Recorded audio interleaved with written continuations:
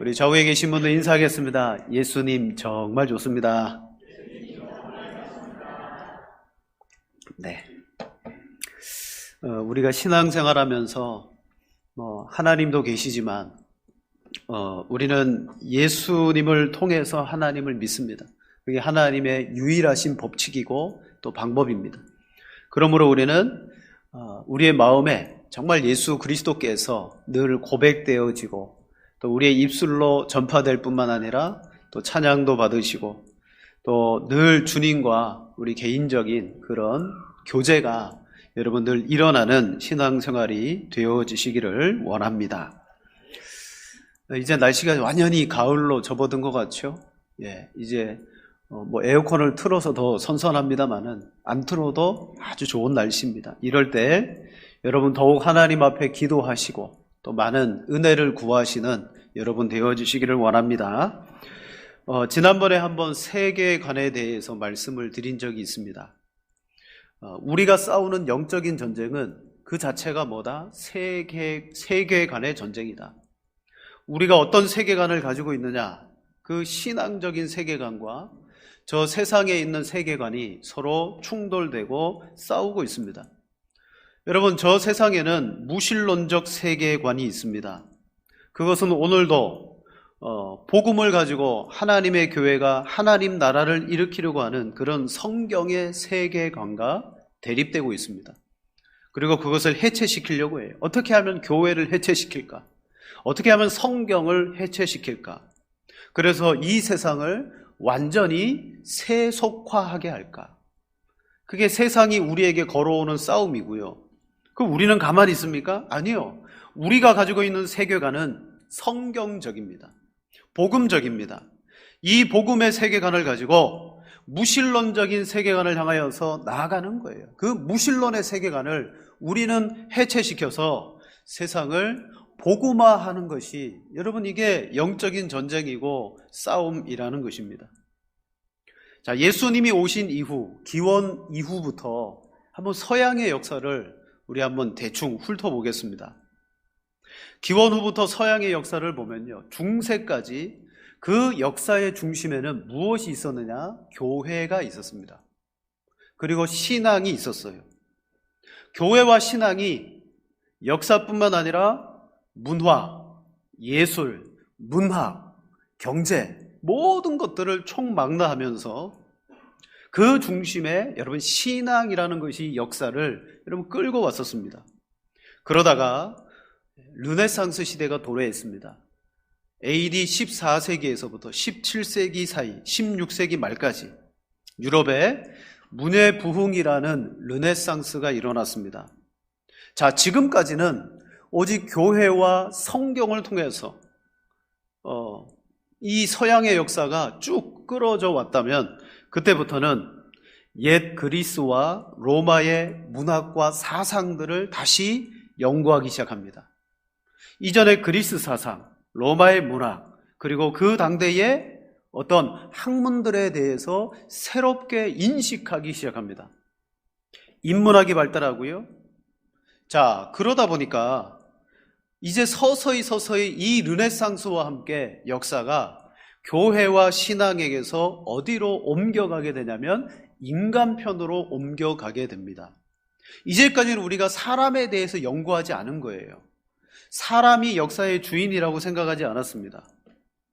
그러므로 르네상스는 서서히 인간의 자유와 또 인간의 존엄성, 그것을 그리스, 로마, 그리고 그리스의 문학에서 찾기 시작했습니다. 어떻게 보면 일종의 정신운동이라고 말할 수가 있습니다. 자, 르네상스 이전까지는 거의 교회의 역사였고, 이제 르네상스 이후부터는요, 세속과 세상과 그리고 인간의 문화로 탈바꿈하기 시작합니다. 르네상스 이전에는 신본주의, 오직 하나님만 섬기고 하나님이 우리의 전부라고 생각했다면, 르네상스 이후부터는 인간 중심, 이성 중심이 점점 퍼져나가기 시작했다. 그리고 철학적으로 여러분 17, 18세기 지나가면서 계몽주의라는 철학이 일어나면서 인간을 일깨워야 된다. 사람을 가르쳐라. 사람에게는 무한한 능력이 있다.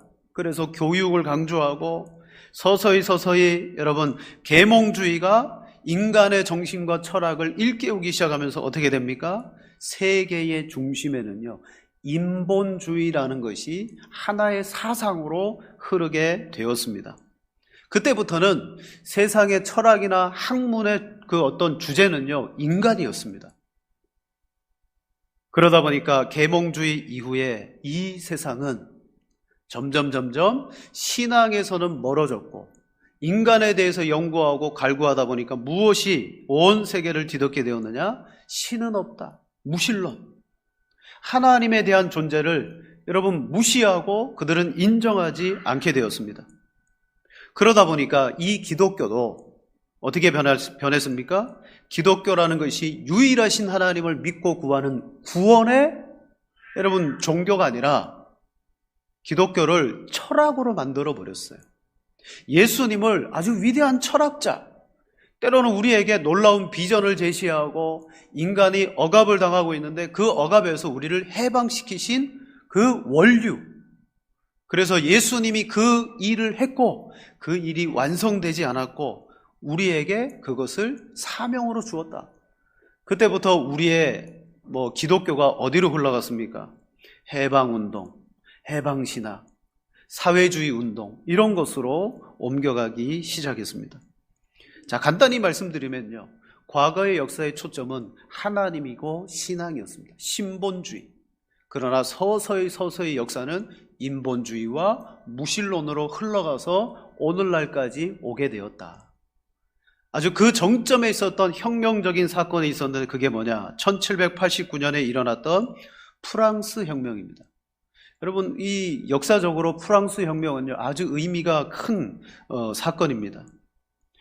이 프랑스 혁명을 어떤 사회학적인 관점에서 보면요, 인간에 대한 해방이었습니다.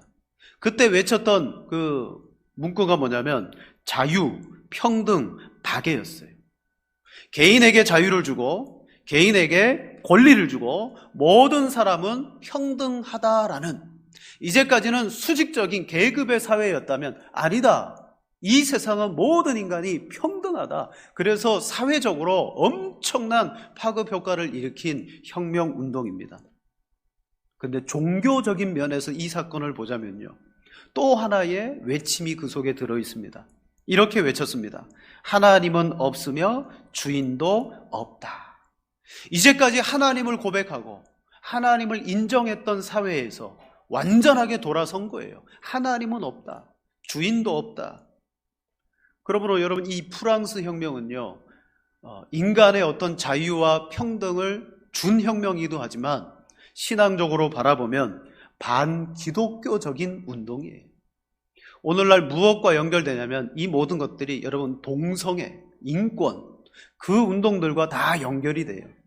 누가 동성애 그 인권을 보호하는 거 반대하겠습니까?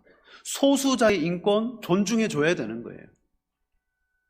그러나 그 인권 운동 뒤에 뭐가 있어요? 무신론이 있고 반기독교가 있는 거예요. 하나님이 없어요. 그게 문제인 거죠. 그들은 하나님 없다라는 무신론은 뒤에 감추고 그 앞에 내세운 게 뭐냐면 인권과 동성애를 내세우고 있다는 거죠. 우리는 그 동성애와 싸우는 게 아니에요. 그 동성애 배후 뒤에는 뭐가 있습니까? 인본주의, 무신론, 이것들이 여러분 그 자리를 차지하고 있습니다. 제가 이 아침 안 그래도 일부 예배 때는 힘든데 학교 다닐 때도 시험 보려고 준비했던 역사 내용을 딱딱하게 전하는 이유가 뭡니까? 우리가 살아가는 이 시대, 우리는 어떤 시대에 발을 딛고 살아가느냐. 저와 여러분들은요, 이 세상의 사조나 사상의 영향을 안 받을 수가 없어요. 그냥 나는 혼자 무인도에 살아가는 게 아니에요. 여러분, 뭘 먹고 뭘 사고 뭔가를 선택하는 그 모든 배경 속에는요, 이런 흘러내려온 사상이 우리의 모든 전반에 여러분 다 흐르고 있다는 것입니다. 지금도 무신론적이고 인본주의적인 세계관이 우리의 삶을 뒤덮고 있고, 그리고 그것들은 끊임없이 우리에게 싸움을 걸어오고 있습니다. 그래서 교회 바깥을 딱 나가기만 하면 여러분, 불신앙의 사회입니다. 인본주의입니다. 무신론입니다. 그런 세상 속에서 우리가 어떻게 하나님이 주신 복을 지키고 그 복을 가지고 유일하신 하나님을 고백하고 이 세상에 휩쓸리지 않고 살아갈 수 있는 능력이 무엇인가를 말씀드리려고 해요. 여러분, 오늘 성경은 그것을 하나님이 주시는 지혜다라고 말합니다. 하나님의 지혜가 있어야 우리는 이 세상의 모든 물결들을 헤쳐나가고 이길 수가 있는 것입니다. 그러므로 첫 번째로 여러분, 기독교는요, 유일하신 하나님의 세계관을 기초로 합니다. 우리의 신앙의 기초는 뭐냐면 유일하신 하나님을 믿는 거예요. 그게 우리의 기초입니다. 우리가 흔히 세계관이라고 말하지만 이거 세계관 어렵다면 이렇게 생각하십시오. 신앙입니다. 신앙. 저 사람들은 그렇게 신앙하는 거예요. 우리는 하나님에 대하여 계십니다. 유일하십니다. 하나님은 영원하십니다. 우리의 세계관, 그것이 바로 신앙이라는 거예요. 예수님은 어떤 분입니까? 하나님에 대한 신앙을 바르게 우리에게 전파한 거예요. 우리가 어떻게 하나님을 바르게 믿을 것이냐. 여러분, 그게 예수님을 통하여 주어진 것입니다. 예수님은 하나님을 바르게 섬기는 아주 중요한 모델이 되었고 친히 몸으로 하나님을 섬기는 법을 실천했고 우리에게 보여줬어요. 주님은 말로만 이렇게 해라 저렇게 해라 그게 아니야 이렇게 하신 분이 아니에요. 몸소 십자가를 지시며 주님을 섬기는 것은 이런 것이야 라고 보여주신 분이. 예수님께서 공생애를 시작하기 전에 사탄으로부터 3번의 시험을 당하고 승리했습니다. 그때 사탄에게 예수님이 이렇게 말했습니다. 우리 마태복음 4장 10절 말씀 다 같이 한번 읽겠습니다. 이에 예수께서 말씀하시되 사탄아 물러가라 기록되었으되 주 너의 하나님께 경배하고 다만 그를 섬기라 하였느니라. 아멘. 제가 사탄의 세계의 시험을 세계관의 시험이라고 그랬습니다. 먹어라 절해라 세계관이에요. 그걸 예수님께서 승리하시고 난 다음에 마지막 결론적으로 사탄에게 뭐라고 말했습니까? 주 너의 하나님께 경배하고 다만 그를 섬기라 그랬어요. 이게 결론입니다. 여러분, 이 말을 한마디로 딱 응축하면 뭐가 되느냐? 오직 여호와만 경외하라. 그거예요. 우리 한번 따라해 보겠습니다. 오직 여호와만 경외하라. 그거예요. 오늘 우리가 믿고 고백하며 신앙해야 되는 것이 이거라는 거죠. 기독교의 기초는 이겁니다. 오직 여호와만 경외해라. 자, 오늘 본문에 솔로몬은요, 아버지로서 자기 자녀에게 인생을 살아가는 아주 중요한 것을 전수해 줍니다. 그게 뭐냐면 지혜입니다. 지혜. 솔로몬은 지혜야말로 우리가 인생을 살아갈 때 가장 유익한 것이라고 인정했습니다. 그래서 이 지혜가 얼마나 유익하냐, 지혜의 유익에 대해서 1절부터 6절까지 말씀합니다. 자, 우리 한 절씩 교독하시겠습니다. 1절부터 6절입니다. 다윗의 아들 이스라엘 왕 솔로몬의 잠언이라.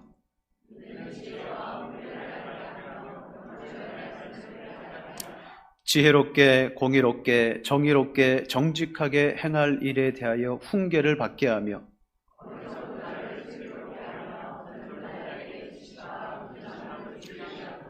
지혜 있는 자는 듣고 학식이 더할 것이요 명철한 자는 지략을 얻을 것이라. 잠언과 비유와 지혜 있는 자의 말과 그 오묘한 말을 깨달으리라. 아멘. 솔로몬이 전달해주는 이 잠언은 곧 지혜죠.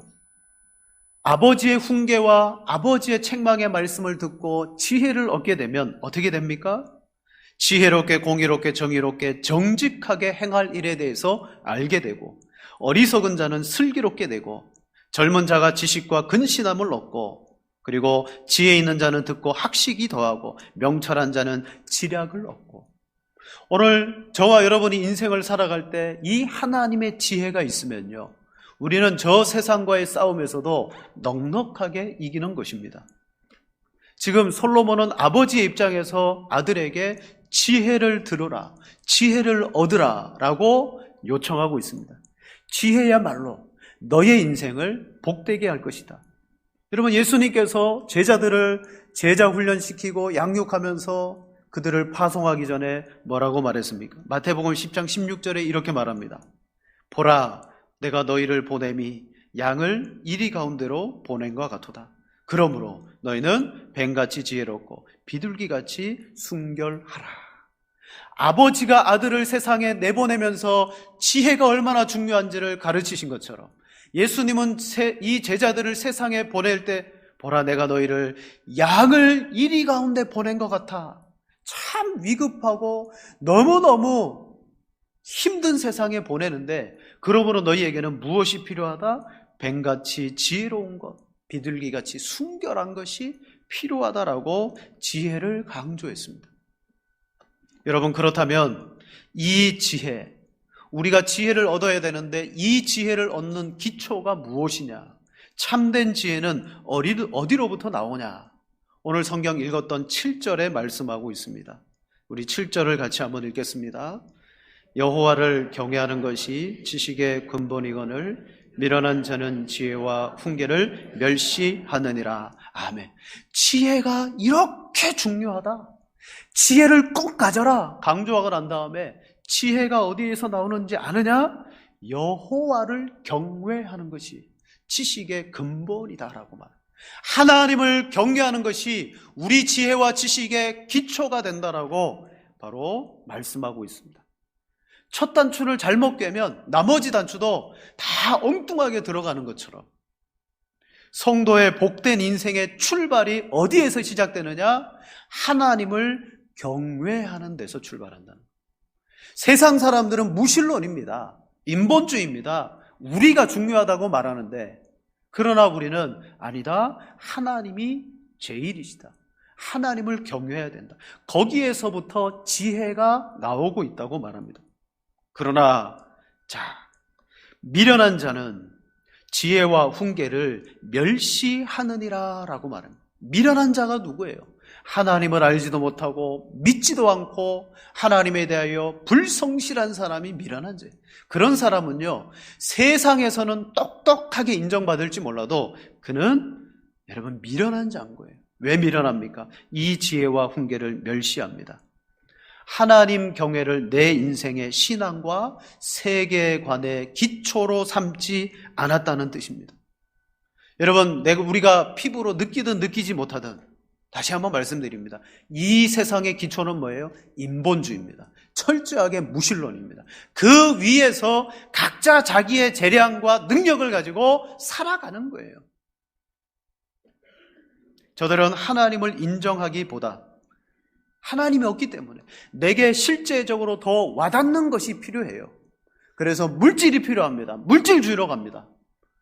무엇이 더 나를 유익하게 할까? 더 쓰기 좋은 것들을 선택합니다. 실용주의를 따라갑니다.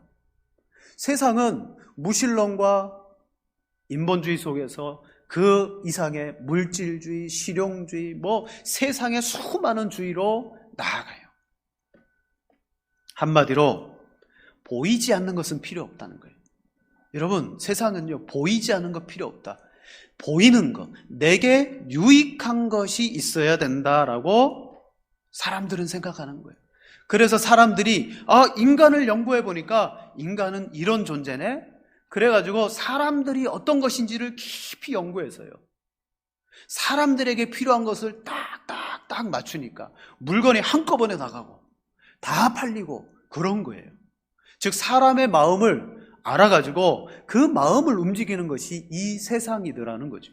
그리고 사람은요, 내 마음에 딱 와닿네? 그러면서 그 가운데 여러분 물들어 살아가는 것이 오늘날의 이 세계입니다.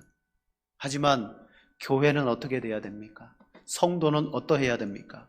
처음부터 끝까지 하나님 경외를 가르쳐야 돼요. 우리 유치부 아이들서부터 시작해서 하나님 경외를 가르쳐야 됩니다. 하나님 경외하는 길이 무엇인지를 우리 모든 성도들에게 가르쳐줘야 돼요. 근데 그 가르침의 방법이 뭐예요? 교육 방법이 있어요. 하나님의 지혜, 하나님 경외하는 방법을 가르치는 교육의 방법이 뭐냐? 오늘 솔로몬은 이렇게 말하죠. 미련한 자는 지혜와 훈계를 멸시한다. 또 8절 말씀에 말합니다. 내 아들아 내 아비의 훈계를 들으며, 즉 교회에서 성도들에게 하나님 경외하는 법을 가르치기 위해서는 무엇이 필요하냐면 훈계가 필요하고 책망이 필요한 거예요. 잠언에 아버지인 솔로몬이 자녀에게 훈계를 들어라, 책망을 잘 들어라, 그렇게 말해요. 하나님 경외하는 것을 가르치기 위한 가장 좋은 교육의 방법이 뭐냐면 훈계와 책망입니다. 근데 세상은 그게 아니죠. 세상에는요, 사람을 보니까 칭찬을 하니까 사람이 바뀌네? 훈계와 책망이 아니라, 여러분, 세상에서는 사람을 연구해 보니까 칭찬하고 격려하고 위로해 주니까 사람이 바뀌더라는 거예요. 그래서 그런 책이 있잖아요. 칭찬은 누구도 춤추게 한다고요? 고래도 춤추게 한다는 거예요. 이 말은 뭐예요? 심리학에서 나온 겁니다. 심리학에서. 사람들에게 칭찬을 해주니까 그 사람이 움직이더라는 거예요. 여러분, 저도 참 단순해요. 여기 계신 우리 아내분들이 남편을 다루는 방법이 막 윽박 지르고 큰 소리 치면 안 되죠. 뒤에서 칭찬해주고 여보 그러면서 싹 마음을 움직여주면 어느 순간 행동을 해요. 고래도 움직이는데 남편이 안 움직이겠어요? 칭찬은 그런 효과가 있어요. 자, 무슨 효과입니까? 칭찬은 사람의 행동을 조금 움직이게는 합니다. 동기를 일으키긴 합니다. 하지만 칭찬은 그 사람의 본질을 바꿔줄 수는 없습니다. 본질을 바꿔주진 않아요. 성경에서 칭찬은 사람을 움직이는 도구라고 쓰라고 한 군데도 말하지 않습니다. 칭찬이라는 말이 너무 많이 나오는데요. 잠언에 그런 말씀 하나 나와요. 우리에 관련된 거, 칭찬으로 단련되느니라. 여러분, 칭찬이 오히려 우리를 단련시킨대요.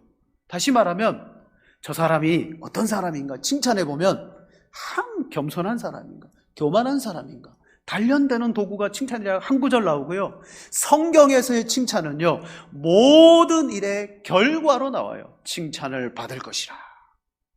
칭찬은 모든 일의 결과예요. 심리학에서 말하는 것처럼 칭찬으로 지혜로운 자를 만들 수 없습니다. 하나님 경외하는 사람을 만들 수 없어요. 그의 행동을 조금 변화시켜 줄 수는 있지만 바꿀 수 없어요. 그래서 잠언에 제가 쳐봤습니다. 잠언에 훈계라는 말이 몇 번 나오냐? 24번 등장합니다. 책망이라는 말이 몇 번 나오냐? 10번 등장합니다. 명령과 교훈은 각 5번 등장합니다. 제일 많은 게 뭐예요? 훈계. 여호와 경외를 배우기 위해서, 알기 위해서 뭐 해야 되느냐? 교회는, 또 부모는 훈계해야 된다는 거예요. 여러분, 7절과 8절 2절 연거푸 말합니다. 훈계를 들어라. 훈계를 듣지 않느니라. 저와 여러분들은 전적으로 부패한 심령입니다. 전적으로 부패했기 때문에 하나님 경외하도록 만들기 위해서는 칭찬 가지고는 안 돼요. 칭찬으로 할 수 없습니다. 그래서 하나님 경외를 심어주기 위해서 우리의 심령의 뼈에 박히도록 뭐 해야 된다? 훈계해야 된다. 책망해야 된다. 그게 필요한 것입니다. 자, 우리 신앙의 세계관의 기초는 하나님 경외입니다. 두 번째로, 오늘날은 무신론과 인본주의가 판을 치는 세상입니다. 자, 이 세상의 풍조를 한마디로 말하면 이런 거예요. 하나님은 없다. 너가 세상의 주인이다. 텔레비전을 봐도 우리가 세상의 주인이래요. 자, 그래서 솔로몬은요, 세상의 주인이 인간인 것으로 착각하며 살아가는 사람들의 어처구니 없는 모습을 오늘 본문 10절에서부터 19절까지 말합니다. 하나님 없이 살아가는 이 세상의 풍조, 그걸 강도짓 하는 것으로 보여주고 비유하고 있습니다. 여러분, 강도라는 건 뭐예요? 강도는요, 나의 목적을 위해서 이기적인 방법으로 이득을 취하는 전형적인 범죄입니다. 강도는 범죄지만, 강도 범죄죠. 그 강도가 어디에서 시작되었습니까? 개인주의, 이기주의, 그리고 인본주의, 무신론. 여러분, 하나님이 보고 계시다. 하나님을 경외하는 사람이 그런 강도짓을 할 수 있겠어요? 아니에요. 하나님이 없기 때문에 그는 우리가 몰래 가서 죽이자, 함정을 파자, 그렇게 하는 거예요. 이 세상은 개인 이기주의, 국가 이기주의가 이제는 국가 이기주의가 만연한 세상입니다. 즉 다시 말하면 나 개인에게 이익이 되면 된다는 거예요. 국가에게 이익이 되면 다 필요 없다, 된다. 세상은요 이런 바탕에 서 있습니다. 근데 이 바탕에 누가 이 세상을 조장합니까? 오늘 본문에 보면 누가 등장하느냐? 악한 자가 너를 깰지라도 라고 말합니다. 자, 우리 10절 말씀 같이 읽겠습니다. 내 아들아, 악한 자가 너를 깰지라도 따르지 말라. 아멘. 에덴 동산에는 여러분 뱀이 아담과 하와를 꿰었고요. 그 꿰임이 멈추었느냐? 아니요. 악한 자들로서 오늘도 하나님을 섬기고자 하는 우리들을 유혹하고 꿰고 있다는 것입니다. 악한 사람, 여러분 이 악한 자, 그는 사람이기 이전에 그 악한 자의 배후, 악한 자의 그 심령을 움직이는 자가 누굽니까? 본질적으로 악한 자가 있어요. 이 세상의 풍조와 이 세상을 다스리는 자가 있다고 그랬죠. 여러분 사탄이라고 그랬습니다. 이 세상의 풍조를 그대로 따라가는 사람이 악한 자입니다. 그가 뭐예요? 사람들을 꿰기 시작합니다. 마태복음 13장 19절에 말합니다. 아무나 천국 말씀을 듣고 깨닫지 못할 때는 악한 자가 와서 그 마음에 뿌려진 것을 빼앗나니. 여기 등장하는 악한 자는요, 사람이 아닙니다. 우리가 하나님의 말씀을 기쁨으로 받고 들을 때 이 기쁨의 말씀을 누가 빼앗아 간다? 악한 자가 빼앗아 간다는 거예요. 영적인 존재입니다. 데살로니가 후서 2장 9절과 10절에도 말합니다. 악한 자의 나타남은 사탄의 활동을 따라 모든 능력과 표적과 거짓 기적과 불의의 모든 속임으로 멸망하는 자들에게 있으리니 이는 그들이 진리의 사랑을 받지 아니하여 구원함을 받지 못함이라. 악한 자가 등장하는데 무엇을 따라? 사탄의 활동을 따라 그들이 등장합니다. 즉 악한 자는요, 사탄과 마음을 같이 하는 사람입니다. 사탄과 같은 생각을 품고 활동합니다. 그래서 뭐해요? 자기 이기주의적인 생각과 그것으로 말미암아 다른 사람의 생명을 빼앗아서라도 내가 뭔가를 취하겠다라는, 여러분 이게 이 세상에 만연해 있어요. 과거 60년대, 70년대, 80년대 누가 살인을 저지르잖아요. 그러면요 전국 단위 뉴스에 그 사건이 신문에 딱 등장했습니다. 누가 살인을 저지르면요 그게 아주 대서특필돼가지고 누가 누구를 죽였다, 아주 신문에 탁 나왔어요. 이제는 한 사람 죽여가지고 신문에 나오지도 않습니다. 왜 이렇게 되었습니까? 이 세상이 그만큼 인명을 경시하고, 자, 악한 자가 뭐라고 말합니까? 우리와 함께 가자라고 꿰다고 말합니다. 우리와 함께 가자. 즉 우리와 함께 가자, 이 말은 무슨 뜻입니까? 누구를 따라간다라는 것은 그 사람의 생각과 정신을 같이 한다는 거예요. 그 사람의 생각과 정신을 같이 한다는 거예요. 그러므로 여러분 오늘 이 예배 시간에 나는 따라오신 분 계세요? 여러분 그만큼만 해도 이게 다행입니다. 따라왔다는 건 뭐예요? 싫으면 안 와요. 따라왔다는 것은 그만큼 나도 생각을 같이 한다, 마음을 같이 한다. 다만 내 안에 그만한 믿음이 들어오지 않았을 뿐이다. 따라온다는 것은 생각과 마음을 같이 한다는 거예요. 그래서 여러분 그 사람도 여러분 복이 있는 줄로 믿습니다. 시편 1편에 분명히 말했죠. 복 있는 사람은 악인들의 꾀를 따르지 아니하며 죄인들의 길에 서지 아니하며 오만한 자들의 자리에 앉지 아니하고. 여러분 따라가지 않고 길에 서지 않고 자리에 앉지 않는 거, 이게 그냥 행동이 아닙니다. 그 사람들의 생각과 사상을 동조하고 함께 하지 않는다는 걸 뜻해요. 그런데 악한 자가 와서 뭐예요?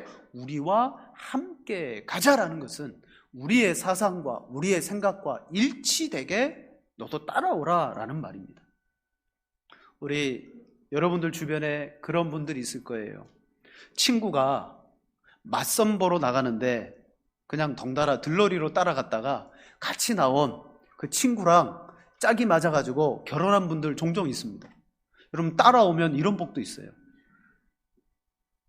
따라간다는 것은 사상과 생각을 내가 같이 한다는 거예요. 그렇다면 오늘 본문에 등장하는 이 악한 자가 아들에게 어떤 사상을 집어넣어 줍니까? 첫 번째는요, 사람의 피를 흘리자를 집어넣어 줍니다. 자, 우리 11절, 12절 두 절을 같이 읽겠습니다. 그들이 내게 말하기를 우리와 함께 가자. 사람의 피를 흘리자. 죄 없는 자를 까닭없이 숨어 기다리다가 수월같이 그들을 산채로 삼키며 무덤에 내려가는 자같이 통으로 삼키자. 아멘. 간단히 말씀드리면 너무도 쉽게 사람을 죽이자라고 말합니다. 그것도 죄 없는 사람을 죽이자. 이것은 어떤 사상입니까? 인명경시 사상입니다. 인명경시. 여러분, 이 세상에 흘러내려왔던 사조 사상 가운데 인명을 경시했던 그런 아주 큰 사상입니다. 사상이 하나 있습니다. 그게 뭐냐? 유물론주의 사상입니다. 공산주의 사상. 인간을, 여러분, 사람에게는 생명과 영혼이 있는데 그것으로 보지 않아요.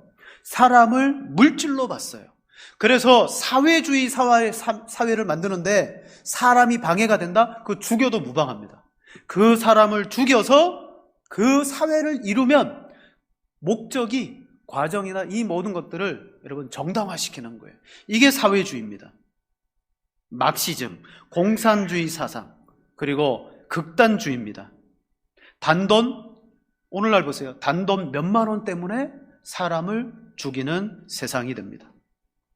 필리핀에 가면 뭐 한 10만 원만 줘도 총을 살 수 있고요.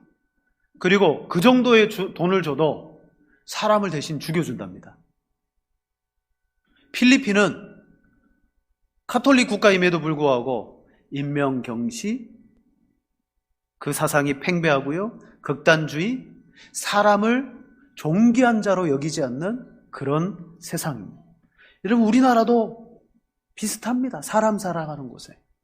자, 피를 흘리자는 그런 사상이에요. 사람을 경시 여깁니다. 두 번째로 보화를 얻어 집에 채우자라고 말했습니다. 보화를 얻어 집에 채우자. 여러분, 물질을 벌어들이는 거, 정당하게 버는 거 중요합니다. 오늘 벌어서 오늘 먹고 살아가고 조금씩 저축해 두었다가 우리의 노후를 보장하는 거 좋습니다. 그러나 사람들은요, 거기에서 지나쳐서 어떻게 하느냐? 할 수만 있으면 아주 많은 것을 가지려고 해요. 근데 이런 흐름이 어디에까지 들어왔냐면 교회에까지 들어오게 되었어요. 교회를 어떻게 바라보느냐? 재정이 많으냐 적으냐. 여러분, 교회라는 곳을 거룩함으로 바라보지 아니하고 교회를 어떤 재정의 많음과 성도 수의 많음과 이런 것으로 교회를 결정할 때가 많습니다. 하지만 성경은요, 이런 물량주의가 아닙니다. 성경은 물량주의가 아니라 하나님의 역사는 한 사람으로도 일어난다. 뭐 기도원의 삼병용사라든지 여리고성의 함락이라든지 이 모든 걸 보면요, 여러분, 기독교는 물량주의가 아니에요. 하나님을 경외하는 우리는 많아야지 역사가 일어난다는 그런 주의가 아니라는 거죠. 하지만 세상은요, 물량주의입니다. 보화를 얻어서 우리 집에 채우자. 그리고 세 번째, 전대를 하나만 두자라고 말합니다. 여러분, 이것은 어떤 사상입니까? 전대는 공동지갑을 말합니다. 전대 하나만 둬서 그것으로 우리의 모든 것들을 관리하자는 거예요. 탈취한 물건들을 각자가 분배해서 나누기보다는 공동의 재산으로 가지자. 여러분, 공동소유, 공동분배, 이 공산주의 이론과 흡사하지 않습니까? 네? 우리가 뭐 성경에서 공산주의가 나왔다고는 말할 수 없습니다. 공산주의자들은 성경뿐만 아니라 여러 가지 사회 이론과 철학을 막 섞어갖고 만들었기 때문에. 하지만 오늘 본문에 전대 하나를 두고 우리가 그것을 공동으로 나누어서 쓰자라고 말하는 이것이 한 면에서는 공산주의의 이론과 흡사하다는 거예요. 자, 우리의 재산이 되자. 너는 이름만 걸어라. 네 번째는요, 철저한 무신론과 인본주의가 여러분 이 강도의 사건 속에 들어 있습니다. 오늘 본문을 보시면 우리라는 말이 6번 반복됩니다. 우리와 함께 가자. 우리가라고 6번 반복돼요. 그리고 우리라는 말이 6번 반복되는 동안 그들의 고백이나 행동 속에는요, 하나님에 대한 어떤 이름이나 하나님에 대한 어떤 비침이 하나도 없어요. 우리밖에 없어요. 즉 이들 속에는 하나님을 염두에 두고 말하는 것이 결코 아니에요. 그들은 무신론자입니다. 하나님 없습니다. 그리고 인본주의입니다. 우리끼리, 우리와 함께 가자. 창세기 11장에 보면 노아 홍수 이후에 바벨탑을 쌓습니다. 그때 바벨탑을 쌓으면서 이런 모토를 내세우죠. 우리 이름을 내고 온 지면에 흩어짐을 면하자. 바벨탑 사건이 뭐예요? 심판에 대한 하나님께 대한 인간들의 반항 아닙니까? 하나님 아니다. 하나님 심판한다. 오늘 우리가 살아남기 위해서 우리가 탑을 쌓고 우리 이름을 내자라고 말하면서 인간 공동체로서 똘똘 뭉친 것이 바벨탑입니다. 그게 뭐예요? 그 속에 누가 없어요? 하나님이 없습니다. 하나님이 없어요. 그래서 오늘 본문에도 우리와 함께 하자라고 이야기하고 있어요. 철저한 우리는요, 인본주의고 무신론이라는 거예요. 여러분, 영국의 유명한 팝 가수 존 레논을 아시죠? 그가 노래한 것 가운데 세계 질서에 대해서 노래한 게 있어요. 대충 내용이 이렇습니다. 새로운 세계 질서는 하늘나라가 없고 모든 장소에서 모든 사람들이 편안하게, 모든 사람들이 다 같이 형제며 자매며 이렇게 사는 것입니다. 그래서 마지막으로 지구가 안전하게 생존하려면 세계가 하나로 연합해야 됩니다. 존 레논이 노래한 것 가운데 세계 연합을 노래해요. 하나님 필요 없다는 거예요. 하늘나라 필요 없다는 거예요. 우리가 이 지구에서 하나로 연합해가지고 살아가자. 여러분, 지금도 알게 모르게 이게 정설인지 낭설인지 보면요, 그런 뉴스가 많습니다. 지금도 보이지 않는 세계 정부에서 이 지구를 하나로, 정치도 하나고 경제도 하나고 종교도 하나고 모든 것을 하나로 통합하려고 하는 움직임들이 벌써 일어나고 있다. 그게 뭐냐면 우리끼리라는 거예요. 무신론에다가 인본주의에다가. 여러분, 오늘 본문에 아들을 꿰는 이 강도, 악한 자는 누굽니까? 이 세상의 사상을 가지고 접근하는 사람이에요. 이익을 앞세워서. 제가 앞서 말씀드렸습니다. 우리는 무신론도 잘 모르고 인본주의도 잘 몰라도 이 세상의 사람들이 제일 좋아하는 게 뭐냐면 이익만 되면 된다는 거예요. 실용주의. 내게 유익하면 받아들이겠다는 거예요. 자, 결국 하나님이 없는 사상, 이들의 끝은 어떻게 됩니까? 우리 16절부터 19절까지 다 같이 읽겠습니다. 대저 그 바로 피를 흘리는데 빠름이니라. 새가 보는 데서 그물을 치면 헛일이겠거늘 그들이 가만히 엎드림은 자기의 피를 흘릴 뿐이요 숨어 기다림은 자기의 생명을 해할 뿐이니 이익을 탐하는 모든 자의 길은 다 이러하여 자기의 생명을 잃게 하느니라. 아멘. 누가 이익을 탐하다가 생명을 잃어버리는 이 자리에 들어가게 되겠습니까? 아비와 어미의 훈계를 듣지 않고 그 법에서 떠난 자가 그렇게 되는, 그 심령 속에 하나님 경외하는 것이 없습니다. 그러므로 결론을 맺습니다. 마지막 세 번째, 하나님을 경외하는 사람은 생명을 얻고 풍성함을 얻게 됩니다. 우리에게도 세상의 사상과 이론들이 알게 모르게 우리 속에 내재되어, 잠재되어 있어요. 그것을 깨트리는 것은 하나님 말씀의 훈계와 책망으로 그것을 깨트리게 되고요.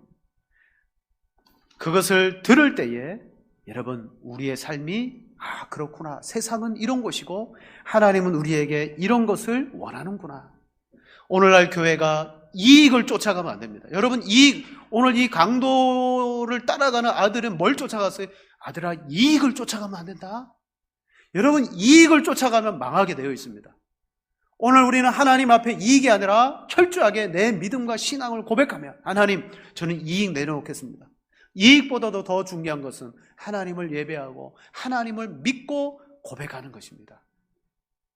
그래서 여러분, 그렇게 살아가는 사람은요, 잠시 좀 손해보는 것 같지만 아닙니다. 하나님은 그의 생명을 지켜주실 뿐만 아니라 그가 하나님 안에 복되고 형통한 삶을 살아가도록 도우시는 거예요.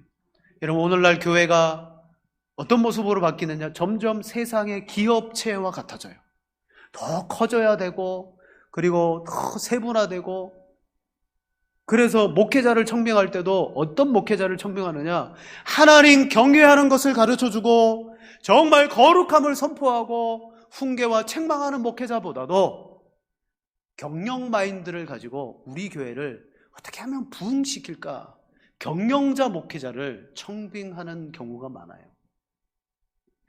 왜 그렇습니까? 이제 교회도 세속화의 물결이 많이 들어왔다는 거예요. 실용주의의 물결이 많이 들어왔다는 거죠.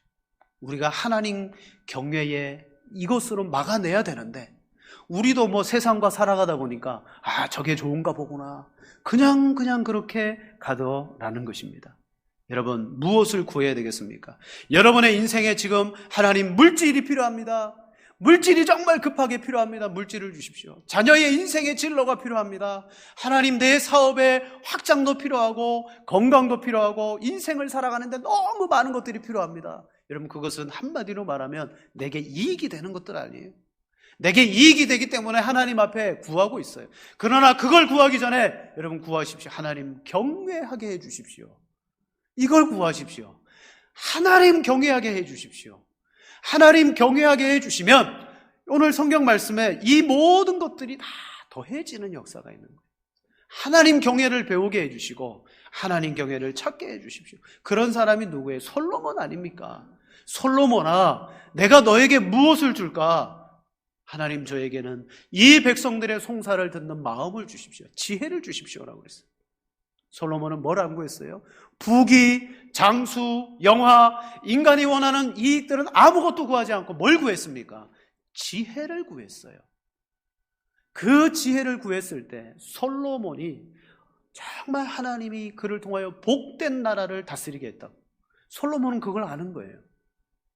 사랑하는 성도 여러분, 오늘 하나님이 여러분에게 무엇을 구하라고 말씀하십니까? 하나님이 어떤 분인가? 하나님을 어떻게 섬겨야 되는가? 지혜의 출발은 여호와 경외함이 있습니다. 여러분, 기도에 필요를 구해야죠. 다급하니까 하나님 채워주세요, 하나님 막아주세요 구해야 되겠죠. 그러나 어쩌면 그게 인간적인 내 욕심과 마음일 수 있는 거. 그래서 가장 먼저 하나님 경외하게 해주세요. 정말 내가 하나님 경외함으로 이 기도가 올바른 방향으로 나가고 내 인생과 신앙이 올바른 방향으로 나가도록 경외함을 구하는 가정과 교회와 인생 되게 해 주옵소서. 여러분, 우리 함께 기도하겠습니다. 하나님 구하고